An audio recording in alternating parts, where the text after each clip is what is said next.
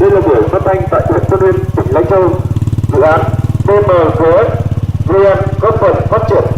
cộng đồng bền vững. Ngày 12 tháng 7 năm 2011, Thủ tướng Chính phủ ban hành văn bản số 1138 TTG HTTT về việc đồng ý cho Bộ Thông tin và Truyền thông tiếp nhận dự án nâng cao khả năng sử dụng máy tính và truy nhập Internet công cộng tại Việt Nam do tổ chức phi chính phủ nước ngoài Trung Quốc tài trợ. Dự án do Bộ Thông tin và Truyền thông chủ trì phối hợp với Bộ Văn hóa, Thể thao và Du lịch, Ủy ban nhân dân 40 tỉnh, Tổng công ty Bưu điện Việt Nam, VNPost và các đơn vị liên quan triển khai tại 400 điểm bưu điện công cộng cấp tỉnh, huyện, 1.000 điểm bưu điện văn hóa xã và 500 bưu điện xã trên địa bàn 40 tỉnh khó khăn tại Việt Nam.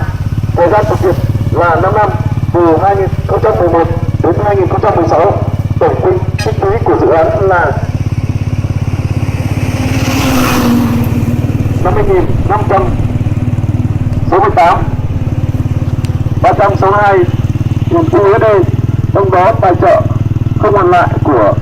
DMGS là